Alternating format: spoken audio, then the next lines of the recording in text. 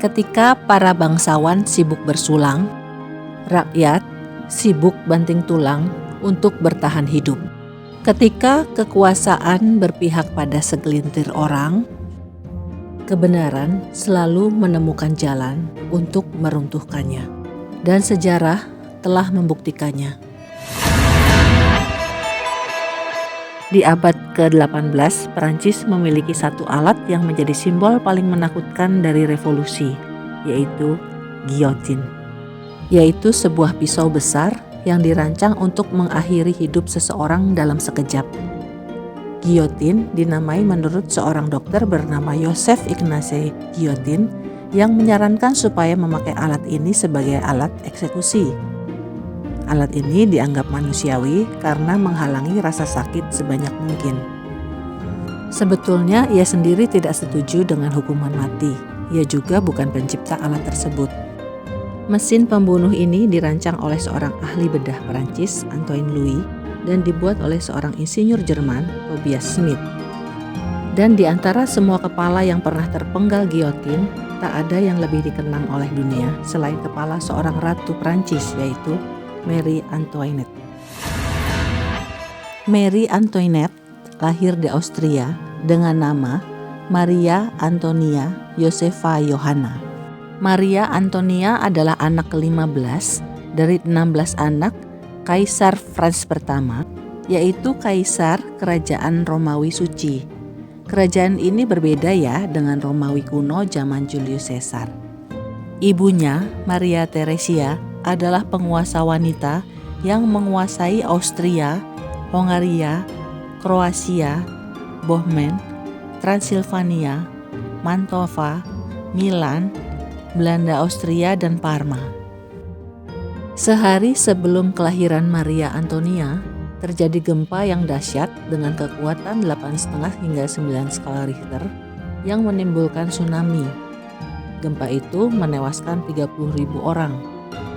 Pada saat itu, orang-orang menghubungkan peristiwa kelahiran Maria Antonia dengan gempa yang terjadi di Lisbon, Portugal itu sebagai pertanda buruk atas kehidupannya kelak.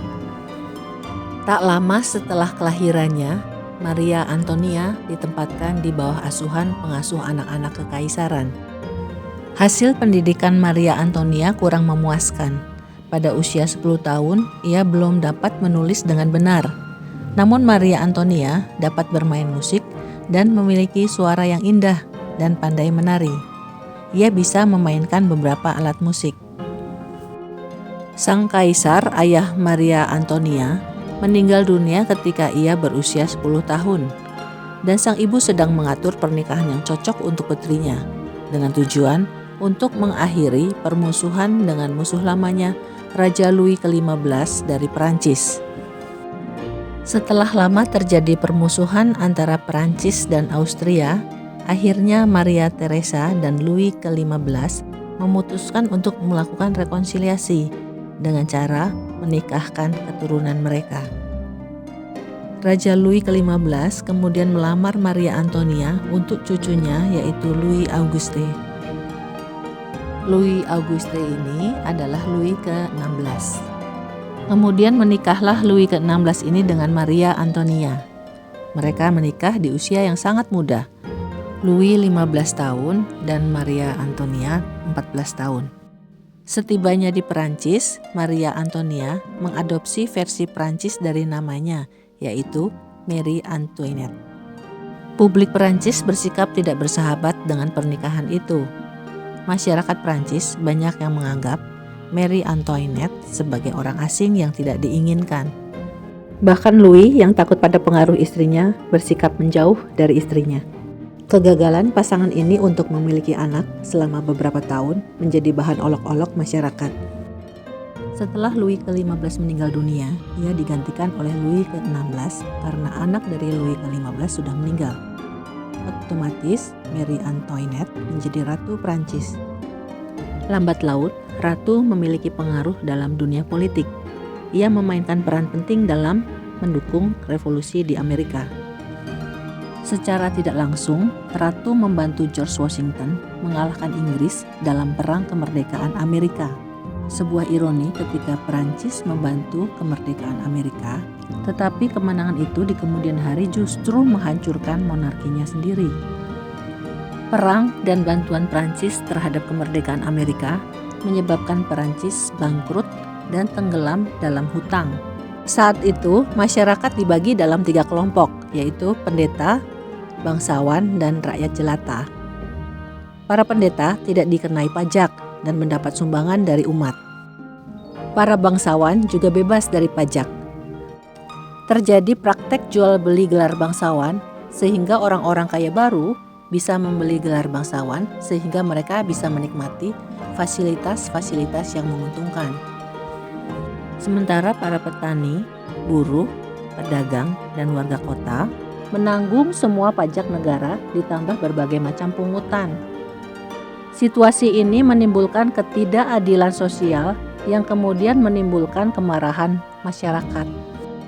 Sementara para bangsawan terus berpesta tanpa peduli situasi masyarakat, di mana masyarakat kelaparan karena gandum langka dan roti mahal. Ketika rakyat harus antri untuk mendapatkan sepotong roti, sang ratu tenggelam dalam gaun-gaun sutra yang indah, nestapora, dan berjudi. Sang ratu sering memesan gaun dalam jumlah besar dan mempopulerkan gaya rambut raksasa yang mahal perawatannya. Kegemarannya dalam berjudi sering membuat ia kehilangan uang dalam jumlah besar. Karena itu sang ratu mendapat julukan Madame Defisit. Raja Louis dianggap tidak tegas dan gagal mengatasi krisis. Sejarah kemudian mencatat bahwa kekuasaan yang dilakukan secara tidak baik, tidak benar, akan melahirkan perlawanan. Pada tanggal 14 Juli 1789, rakyat Paris menyerbu penjara Bastille. Gerakan itu merupakan aksi spontan massa. Mereka adalah para pekerja, pengrajin, rakyat miskin yang marah karena harga roti yang naik drastis dan pajak yang mencekik. Mereka menyerbu penjara karena di sana terdapat persediaan bubuk mesiu. Penjara Bastille bukan sekedar penjara, tetapi merupakan lambang kekuasaan raja, simbol tirani. Di sana, raja bisa memenjarakan orang tanpa pengadilan. Gelombang revolusi tidak terbendung. Tak ada tempat aman bagi raja dan ratu. Sang raja pun akhirnya dieksekusi di bawah pisau guillotine. Monarki di Prancis pun berakhir. Marie Antoinette tenggelam dalam kesedihan di dalam penjara. Ia tidak berteriak histeris ketika mendengar kabar kematian suaminya. Ia berduka dalam diam, tidak makan, tidak tidur. Ia menulis beberapa catatan doa, mencoba menenangkan diri. Saksi menyebutkan bahwa rambut sang ratu memutih dengan cepat dan tubuhnya melemah. 9 bulan kemudian, Marie Antoinette dieksekusi. Kata-kata terakhirnya adalah permohonan maaf pada algojo yang tak sengaja ia injak kakinya. Tidak ada teriakan kemarahan atau pidato panjang. Marie Antoinette menghadapi kematian dengan tenang. Feodalisme telah tumbang. Perancis memasuki babak baru. Kebebasan, persamaan, dan persaudaraan. Teror terus berlangsung.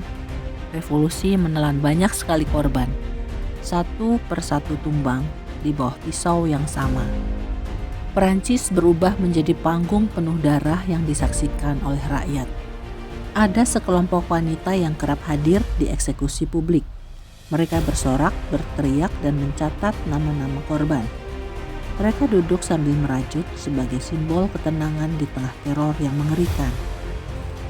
Pisau guillotine bukan hanya memangsa raja ratu dan para bangsawan. Guillotine mengeksekusi banyak sekali orang.